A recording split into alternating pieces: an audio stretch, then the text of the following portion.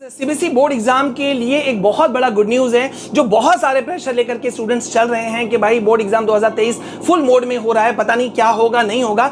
ऐसे समय पे देखो सीबीएसई लगातार आप लोगों के लिए बहुत सारे हेल्पफुल चीजें कर रही है। अभी आपने देखा, कल मैंने आपके लिए एक वीडियो डाला था कि कॉम्पिटेंसी बेस्ड क्वेश्चन जो है वो हैंडबुक सीबीएसई ने स्पेशली रिलीज कर दिया आपके लिए। उससे पहले practice papers, additional question papers आपके लिए लॉन्च किया गया था। मतलब सीबीएसई हर तरह से आपको मदद कर रही है। और रिसेंटली मैंने आपको बताया था एक दो दिन पहले कि सीबीएसई के ऑफिशियल्स का कहना था कि बच्चे बोर्ड एग्जाम में क्लास 10th वाले हो या 12th वाले हो, सिर्फ कॉमन चीजों को अगर आप यूज करते हो ना, उसको फॉलो अप करते हो अपने बोर्ड एग्जाम में, तो आप बहुत शानदार मार्क्स उठाओगे। पास और फेल का तो मामला छोड़ ही दो।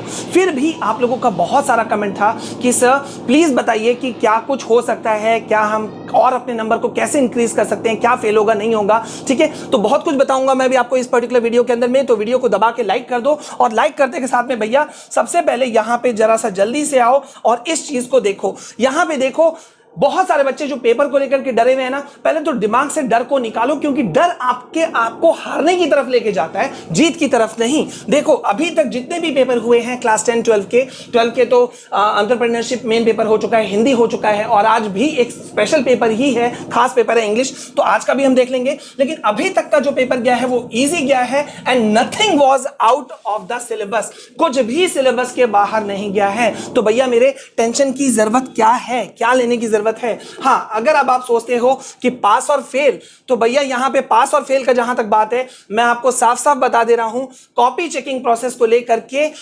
थ्योरी और पास मतलब थ्योरी और प्रैक्टिकल में कितना आपको नंबर लाना जरूरी है, सीबीएसई ने इसके रिगार्डिंग भी बहुत सारे इंस्ट्रक्शंस जो हैं वो जारी कर दिए हैं कि भाई आपको कितना नंबर उठाना चाहिए, नहीं उठाना चाहिए। तो आपको मैं एक बात बता दूं कि क्लास अगर हम 10 की बात करें तो 10 वाले बच्चों को, क्लास 10th वाले बच्चों को थ्योरी हो या प्रैक्टिकल दोनों मिला करके सिर्फ और सिर्फ 33% मार्क्स लाना जरूरी है। और अगर आप क्लास 12 के अंदर में हो तो आपको प्रैक्टिकल और थ्योरी दोनों में 33% पासिंग मार्क्स लाना होगा। Only then you will pass. But wait, इतना ज्यादा परेशान होने की जरूरत नहीं है जो आप स्ट्रेस ले लेते हो। इतना ज्यादा स्ट्रेस लेने की क्या जरूरत है, क्योंकि सीबीएसई खुद कह रही है कि यार टेंशन मत लो, सिर्फ अपने नॉलेज के अकॉर्डिंग लिखो, क्योंकि इस बार बोर्ड एग्जाम में रटा रटाया वाला आंसर नहीं चलने वाला।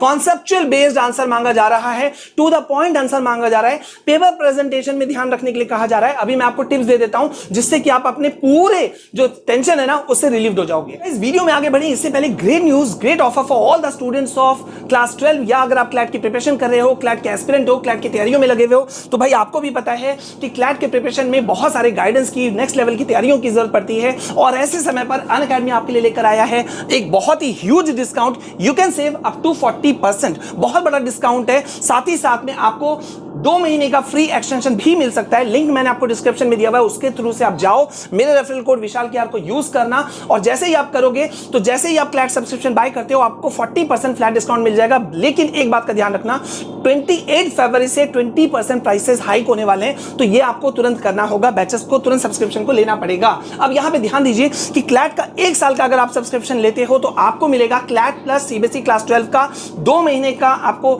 एक्सटेंशन मिलेगा। और अगर आप क्लैट प्लस सीबीएसई क्लास 12 का कॉम्बो सब्सक्रिप्शन बाय करते हो तो आपको होल पैकेज का 2 महीने का एक्सटेंशन मिलेगा। मतलब बहुत बड़ा चीज है। साथ ही साथ में आप ज्वाइन कर सकते हो MHCET crash course store batch. ठीक है, इस क्यूआर कोड को स्कैन करके भी आप कर सकते हो। साथ ही साथ ये एक नंबर भी मैंने आपको दे रखा है, इस पे अगर आप डायल करोगे तो अनअकैडमी क्लैट टीम जो है ना वो बहुत सारी चीजों में आपको गाइडेंस देगी। तो भाई जल्दी से करो, स्पेशल कोर्सेज को, जो स्पेशल क्लासेस हैं उसको अनलॉक करो मेरे रेफरल कोड विशाल के आर को यूज करके, और बेनिफिट उठाओ। ठीक है, और अब हम वापस आते हैं और देखो यहाँ पे सीबीएसई क्या कुछ बता रही है और यहां पे आपको क्या फॉलो करना है। देखो कैसे आप अच्छे खासे ढंग से पास हो सकते हो। यहां पे कुछ पॉइंट्स मैं आपको बता दे रहा हूं, बहुत इंपॉर्टेंट पॉइंट्स हैं, एकदम मिस नहीं करना। सबसे पहले आप जो भी आंसर लिखोगे ना किसी भी सब्जेक्ट का, क्लास 10 वाले या 12 वाले, भाई पेपर प्रेजेंटेशन में ध्यान दो कि पेपर प्रेजेंटेशन एक्चुअली में देना कहां है और कैसे है। ठीक है, किस तरह से आप अपना कॉपी में लिखोगे। बहुत सारे वीडियोस आपको मिल चुके हैं, मैं अभी तक आपको ये वीडियो नहीं दे पाया हूं क्योंकि मुझे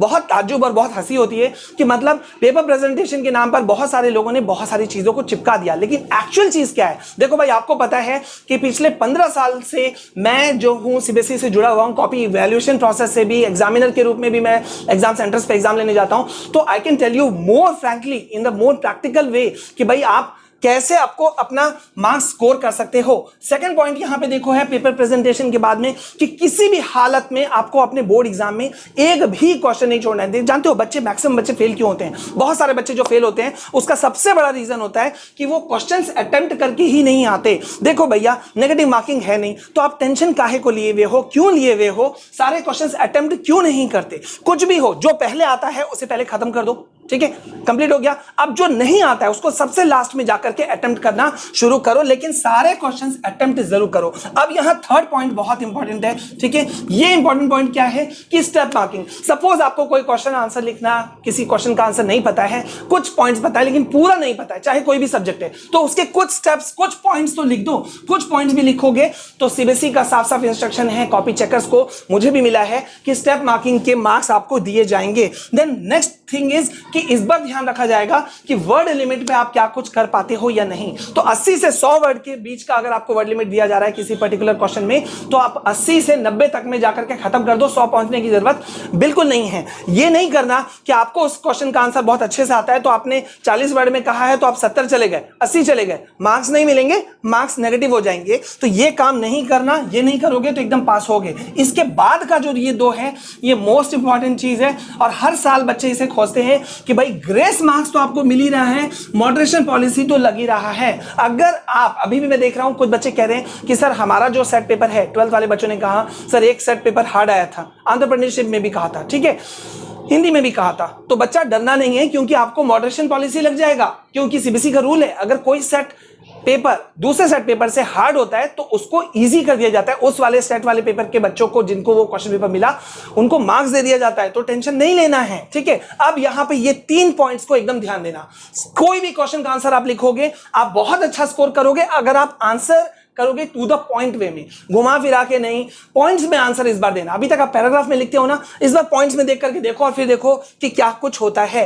देन नेक्स्ट बहुत इंपॉर्टेंट चीज है कि भाई ऑप्शंस वाले क्वेश्चन बहुत मिलते हैं और इसमें स्टूडेंट्स मार खा जाते हैं। बहुत बार लगता है कि ये पर्टिकुलर क्वेश्चन का ऑप्शन वाला जो है ना, नीचे वाला, वो मुझे आता है, ठीक है, ज्यादा अच्छा आता है। बाद में पता चलता है लिखते लिखते नहीं यार ऊपर वाला ज्यादा अच्छा था। तो ऑप्शन वाला क्वेश्चन जो भी जहां भी मिलेगा उसको बहुत वाइजली चुनना, क्योंकि उससे आप अपना मार्क्स स्कोर कर सकते हो या बचा सकते हो। And last but not the least, distribute time wisely.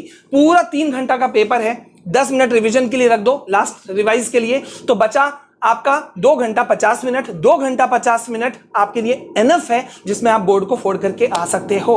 तो टाइम सही ढंग से बांटो जिस भी पेपर के लिए जा रहे हो। जैसे अगर क्लास 10th वालों की बात करूं तो 27th को उनका पेपर है इंग्लिश का। कितने सेक्शंस में बटा हुआ है? ABC।